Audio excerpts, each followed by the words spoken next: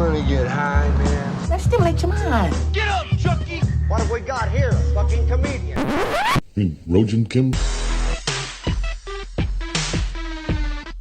California dreaming. Hello, and welcome to the Rojan Kim cast.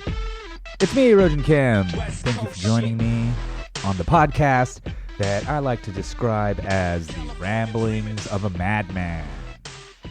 Yes, that's pretty much, I don't know, I'm just thinking of like, what's my gimmick? What's my shtick? What's my thing? What's my thing that differentiates me or my podcast from everybody else's podcast? Every million, every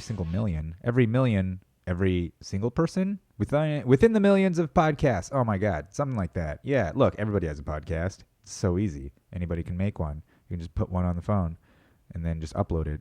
Joe Rogan has gotten everybody on the planet to single-handedly start a podcast.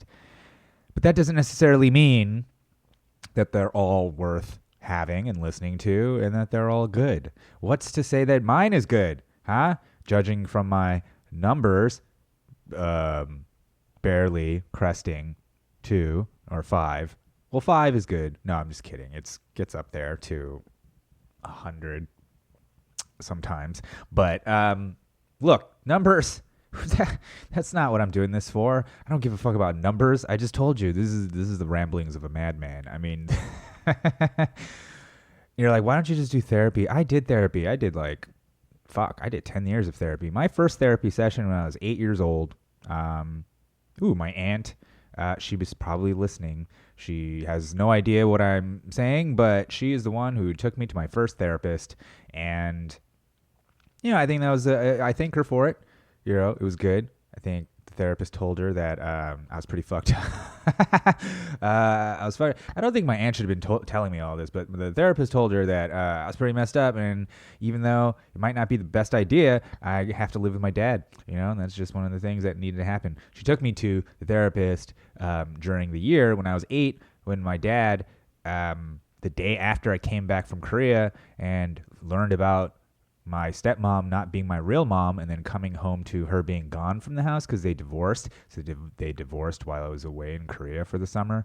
And while I was away in Korea, my grandpa told me that my stepmom wasn't my real mom. Oh yeah, because I was bummed because they were breaking up, and my stepmom was the one putting me on the plane, not my dad. Stepmom put me on the plane, bought me breakfast at Denny's.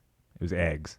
I remember seeing the eggs. I remember crying when she told me that she wouldn't be there when I was going to come back. You're going to go to Korea, you're going to come back, I won't be there. This whole time, she didn't tell me she wasn't my real mom either. What the fuck, guys? Anyway, she puts me on the plane in Korea. I'm all like, wah, wah, my grandpa. And he's like, dude, don't worry. That wasn't your real mom. Your real mom left you when you were 6 months old. I was like, oh, thanks, grandpa. So then I got pretty fucked up after that. Came home to an empty house. My dad's there. I remember eating tuna out of a can on a bagel, on a non-toasted bagel, right? I remember finding my wallet that I left behind there, and all my money in it was missing, like $100, $200 or something was missing. And I was like, dude, where's my $200? And then he was like, well, where's the $100,000 it's going to cost to raise you to 18 or whatever? That's what my dad said. The day I came to find that my stepmom / real mom, or whoever the fuck, something my dad didn't even say a word about this whole time, told me that same day. Then that same night, he took me to his aunt's house, my grand aunt's house, my grandpa's sister. I was jet lagged. I fell asleep. I woke up. When I woke up, he was gone. I freaked out. My grand aunt was like, oh, it's cool. Don't worry. You're going to stay with me now. And then 6 hours later, she was taking me to my aunt's house. Within 6 hours, she was like, I can't take care of this boy. This is an 8-year-old boy. Can't take care of this little fucker. I'm going to take him over to his aunt's, which is my dad's brother's wife. And then during that time, she was like, oh, shit, this kid needs to see a therapist. So it became obvious back then when I was a wee lad that therapy was the option. Fast forward, to college, 10 years later, and I'm taking psychology, right? I'm taking psychology. Okay, and then I decide, I have a near total break with reality. I mean, like a incredibly major depressive episode, bordering, suicidal. There was the suicide moment. Rock bottom was that suicide. Lots of drugs, random drugs. Lots of I don't give a fuck behavior. Like just fucking taking lots of shit. Like just some of the worst trips ever on psychedelics just because I was just being stupid. I didn't care. I was emotionally fucked up. Had a whole thing. High school sweetheart cheated on me 7 times. I mean, I let it. It's my fault. I was a bitch. But like whatever. A lot of stuff piling up. Okay. Then I decided, all right, I got to see a therapist again. So I started seeing another therapist. And it was okay. Talk therapy. It was all right. You know, keep going. Fast forward, I meet my mom 10 years later. Meet my mom in New York. What the fuck? Thanks to my aunt. My aunt is actually the one who made this possible. Meeting my mom out in New York. Meeting my grandma at the same time. I have a whole bit about it. At least I got that, right? Got some cash out of it. No relationship with my mom or grandma. She was clear on that. And I appreciate that she was clear. She actually wasn't clear. She said, I don't know what I can do. And then I was clear. I was like, all right, fuck it. It's obvious you don't want anything to do with me. So that's fine. I don't want to bother you. Goodbye. Which is for the best. You know, whatever, man. I'm not going to... You know, my whole life up until that point was really trying to... had this pattern of like going after women who were like not that into me and then just sort of like almost convincing them to be with me or whatever, you know, just kind of being in this position of like, oh, I'm so lucky that they fucking decided to be with me, you know, whatever, right? And I don't know. I think the therapy, you know, after meeting my mom, I just knew, I gotta go to therapy again. And this time I decided, I'm gonna try something else. I decided to try analysis. So there was a school, psychoanalysis, and in New York, they were offering, I think it was through the school, through Columbia when I was in film school, they offered a little bit of a little program where I can be with one of their like graduate students as they're getting their degree. And so that's what happened. I met Jill, who was my therapist or analyst. She was in school. So I met with her like 4 times a week, like an hour. So like 4 hours a week, basically 4 times a day, you know, to get her through her. I bet she probably wrote a fucking great thesis off of my shit.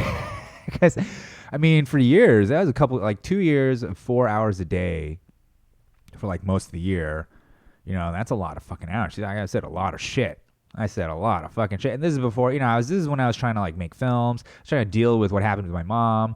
I was trying to work through, I mean, everything I just told you about, every 8, 18, 28, all these major things happening, right?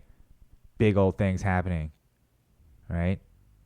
Yeah. And so, you know, just dealing with it all crashing together, being synthesized, fucking figuring it out. What the fuck, man? But I don't know. Kind of had a breakthrough. I broke through it and I realized, fuck, that's not me.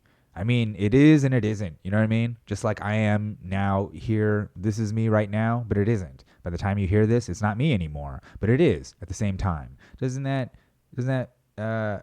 funny? Isn't that a little funny little quandary that we find ourselves in as conscious beings? What do we know about it? Nothing. Anyways, so there you go. Had a breakthrough. I was like, I don't know, man. I don't know. Was it the drugs? Was it therapy? Was it the meditating? I started meditating. Maybe that's what happened by the time I turned 38. I guess that's fair. Around then, 10 years later, I decided, fuck it. I can't, you know, just keep telling somebody about... Here's the thing about therapy. I think everybody needs it. I think it's good. But then I think, for me, I did it... I mean, I kept seeing Jill for like another 2 years, so about 4 years, almost like 3 to 4 hours a day. Keep saying it, 3 to 4 hours a week. You know what I mean? Just regular analysis. And analysis is crazy because you're not looking at the person. You know, you really realize when you lay on the couch and you don't see the person how much you rely on a person's facial expressions and their body language and all that stuff when you say stuff. So when you're telling them, you know, whatever, you're opening up, whatever, a lot of that is actually modulated by how they are behaving. And so I learned how to just talk without anybody's reaction, not relying on that, which I guess is why I can do this. Is why I have the ego and the delusion necessary to just blab into a microphone for like 20 minutes at a time. Yeah, that's only half a session. Are you kidding me? you know, what started happening is I would just like get laughs from her, and then I would just go for laughs because I couldn't find any facial expression. I would go for laughs. I guess sometimes I would go for sympathy, like, oh, you would hear like, oh, or like, oh, when I tell like real dark stuff, the shit that's happened in my life. But, you know, it's other times I'd go for laughs. And then after a while, I realized, dude, this is just kind of a form of comic prostitution. I'm just paying this woman who's highly qualified. She's hearing a lot. I mean, you know, I'm sure she's heard all kinds of stuff. So whatever I'm bringing, it must be pretty good to get a chuckle out of her. You know what I'm saying? But I also feel like, you know, she was kind of bored of other people. I mean, it must be boring, right? The majority of people who come in, if you're a therapist, it's work after a while, and you're just like, oh, here's this motherfucker again. You know, so I feel like I must have been at least somewhat interesting. You know, I was funny. I had a dark story. Not dark. I mean, not that dark. Not dark. Not too dark. You know, I think, hey, it's good enough. It's dark enough. It's a lot of trauma. There's stuff in, but not enough where I'm all fucked up and then like you can't talk about, you know. So and I had enough of a remove from my past experiences of psychedelics and whatever, all the work I've done up to that point to be able to talk about stuff. So it's cool, you know. And toward the end, it was kind of like a breakup where she was like, are you sure you don't need more sessions, you know, just to transition? And I'm just like, nah, girl, you know, it's over. And I had to break it off, you know. And we hugged. It was nice. Well, she was kind of hot, too. I mean, look, hey. I don't know. She was a nice lady. She was nice, you know, in another world, in a porno universe, when I violated that patient doctor confidentiality, you know what I'm saying? Or that what? Or what am I saying? I would have banged her on the couch on the psychology couch. Psychology. Hey, instead of step stuff, they should do shrink stuff. Maybe that'll improve mental health. You know, all this weird step brother, step sister, everybody's fucking their stepmother, stepfather. What if it was like more of a therapy thing? What if it was fucking your therapist? You know, maybe that would encourage more people to go to therapy. I don't know if they would try to fuck them. That kind of just happens naturally anyways. It makes sense. You're in these intimate situations, sharing these things, and you get close, and then next thing you know, you're just and you're fucking, and really it is sort of, in a way, a form of prostitution. I mean, I said comic prostitution, but there's psychological prostitution as well. And what's wrong with it? Why is that bad? Huh? That's what I say. Prostitution is amazing. What? I mean, what is that not the fairest of transactions, right? It's very cut and dry. There's no one. I mean, there's a service being provided, and you need it. Someone's giving it to you. Why do we have to fucking denigrate it? You know, why do I have to look down on it? It's our Puritan upbringing. You know, they used to have temples. They used to be worshipped prostitutes. They used to have gods dedicated to it, goddesses, right? Used to be the shit to go down to the temple and get your nut off. And there was no shame. There used to be fucking orgies. The whole fucking village would have orgies, all right? It was fine. It's not a big deal. It's just what you do, all right? That's not what I'm advocating the breakdown of the traditional family structure into some kind of hedonistic, so strange, I don't know, primitive, kind of like tribal fucking mass fuck. I don't know. That's not, am I? I don't know. I mean, it'd be interesting. I don't have any personal interest in group sex for, you know what I mean? Like it just seems like too much. Here's what it is. I'm actually very emotionally vulnerable. So I know myself enough that I can't detach. I wish I could just be like, you know, take out the emotion, just be like, yeah, fucking, we're fucking everyone. I don't give a fuck. Or I'm giving all the fucks. Yeah. But I think it's perhaps the abandoned, neglected child in me, the mother issues I have, and the daddy issues, mother and daddy issues. I mean, it's just I'm too psychically vulnerable, maybe. I think I would need a shaman or something, a spiritual guide, a sexual guide of some sort. So I don't know.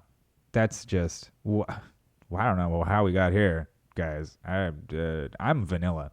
All right. I just want to talk briefly, segue into the Supreme Court and their recent decision to not, what was it? Oh, okay. So the Ninth Circuit Court ruled in this case. I guess in Boise, they were trying to fucking jail a bunch of homeless people who had an encampment. And then it was ruled unconstitutional by the Ninth Circuit Court, and the Supreme Court refused to hear it, meaning they are upholding, by default, the ruling by the Ninth Circuit Court that says you can't jail homeless people just because they're homeless. I mean, you can put them in jail for criminal stuff, for drugs, prostitution, whatever crimes. We have tons of laws that they could break, but homelessness in and of itself is not a law. And camping out, tent cities, all that stuff, it's not illegal. Can't break them up. Sorry. That in and of itself is not illegal. So I'm going to have to fix the problem, but not by throwing them in jail. So what's going to happen? I don't know. It's just a very interesting thing. I mean, I feel like, were we truly in some kind of authoritarian fascist grip, I think the courts would have ruled the other way. I think they would have favored the property owners. They would have favored the police. They would have just said, yeah, it's illegal. Get them, just round them up. But our so-called conservative Supreme Court decided not to round him up. Maybe that is a conservative decision. I mean, it's a big step to suddenly call homelessness a crime, because then that's a slippery slope, right? You start putting in debtors' prisons. You can just basically put everybody in jail, declare martial law for having no money, for having nothing, for not having a house, right? Then might as well move it on to cars. Might as well move it on to actually owning property. Like, why don't you just get it down to property owners versus non? Now we're back in sort of this weird feudalist kind of state. Why not? So anyways, that seems to me hopeful, as much as people are screaming we're in the grips of fascism, screaming that we do live in a militarized police state, but not 100%. There's still hope if the courts are still there saying that they can't round up homeless people. Okay. So what does that mean? That means something has to be done politically. That means something has to be offered. Here's the problem. They don't vote, the motherfuckers. Homeless people don't vote. So that's why the fucking Congress is not going to do anything. Who's going to do something? Right? Meanwhile, what's the issue? Why are there so many homeless? Could it be because everybody's living check to check in this country? 80% of people are living check to check, right? That's if you're lucky enough to have a job. But that just means you're one accident away from ruin. Nobody has health care, right? Even if you did have health care, you'd still be one accident away from ruin, right? It's just a matter of degree at that point, I guess. Do you owe $100,000 or do you owe $1 million? It's just fucking imaginary numbers. They're just tacking onto you for getting hurt and saving your life. Here you go. Now you owe $10,000 a day for every day you're in this hospital. Okay? Thank you for saving my life. State, I guess, is it the state who saved me? Meanwhile, they're not going to jail the homeless. Not going to give them health care, whatever. So the problem is probably going to get worse. I mean, really what it also means is that homeless encampments are probably going to get bigger. What if they do start voting? Maybe that's just what they need to do. They need to start voting, man. You get enough, they get big enough, just start voting in fucking other homeless people into office. Have a whole homeless party. Fuck it. There's going to be large political will in this country of homeless people because that's who's going to become the majority. Okay? Fuck Mexicans or non-whites or whatever everybody's afraid of. It's going to be homeless, all right? That's going to be the largest voting bloc in this goddamn country, and they're going to start voting in fucking Crazy Sue or whoever the fuck it is they think is going to be the best to run the encampment. By the encampment, I mean the United States. By the time the United States is a majority homeless encampment from sea to shining sea, we will then maybe have the political will to give people health care. Or by then, we'll have a full-on schizophrenic in the White House, and we are fighting transdimensional vampires, just like Alex Jones wanted. Alex Jones, Secretary of Defense, against transdimensional vampires, right? We're going to find Jeffrey Epstein's body. We're going to exhume it. We're going to find Osama bin Laden's body. We're going to take care of all the past questions. JFK, we're exhuming all the bodies. We're exhuming all the bodies, okay? And that's what's happening. No, we don't need health care. We need to find out which people are the lizard people. We need to find a lizard scanner. We need to invent a scanner that scans people to see if they're lizards, okay? And that's what's going to happen, I don't know, 2024. Could be as soon as 2024. The majority of the country is a homeless encampment. If a leader rises to the top, Crazy Sue, right? We don't know if non-binary, non-specific, nothing. We don't even know if it's an AI, honestly. It could be a sex bot who became homeless that is an advanced AI. It doesn't matter. She's got plans. She's got plans, and she's going to drain the swamp. She's draining the swamp. Homelessness. Yeah, vote for it. Vote, homeless people. Get out there and vote. The other thing I think homeless people can do, at least in California or a lot of places, is tame coyotes. Tame them. Get them on your side. Imagine homeless people running with packs of coyotes. Oh, shit, they'd vote us out and they'd fuck us up. Are you kidding? I mean, the cops can do as much as they can. Sound cannons, whatever, fucking live ammunition. But once you get the coyotes, fucking those clever, crafty little canine motherfuckers, are you kidding? It's over. Yeah, you could shoot homeless dudes, but next thing you know, 2 coyotes are on your neck. Good luck, right? And then the homeless guy comes up, picks up your gun. Maybe he'll shoot you in the head if he has mercy in his heart. Otherwise, he'll let the coyotes just eat you alive, right? And you're like, and you're like, we should have fucking voted for healthcare back in the day. We should have fucking had a social safety net. Maybe this is why we needed a social safety net. Or maybe, alternatively, perhaps the libertarians are right and just let the homeless be homeless and let the market take care of itself. Maybe the market forces something will happen. Homelessness will be the new economy. I don't know. We don't know. No one could no one could have predicted the iPhone. No one could have predicted the internet, and we have no idea what's going to happen. All we know is they're not going to jail. What's going to, and that would have been a good solution to all the marijuana convictions they're going to overturn, and start letting people out for marijuana. How are we going to, where's the prison labor going to come from? It's not going to be homelessness? God damn it, that would have been a prime source of fucking people. Prime source of labor right there, the homeless, even though it's kind of hard to get them focused and organized, but whatever. That's a bridge we'll cross when we get there. Anyways, guys, I have no solutions. I mean, the Supreme Court has basically, I think it's good that they didn't empower the police to arrest homeless people for being homeless. I think that's for the best. But what does that mean? That means whose hands will be getting dirty? Whose hands are the ones? Where are these shelters going to go? Where are the people going to go? When will we get, I don't know, a wage that people can live on? A wage? Whatever. They need care. It's a public health crisis. It's who will step in? Who will step in? Kanye? Jesus? The government? Come on. Who's going to get in there? Huh? Russia? Someone? China? Anybody? What if China came? China came in to kind of get all the homeless going, get them all shaped up, you know what I'm saying? Get them all fucking, wearing those like fucking cool jumpsuits and shit, cleaning up everything. That'd be crazy, right? We'd round them up, round up those homeless. Are you kidding me? We'd call them treasonous, traitors. How dare you clean up this place for the Chinese? All right. Okay, please don't arrest me, Chinese government or regular government, U.S. government or any government. And if the government's too false, smash the state.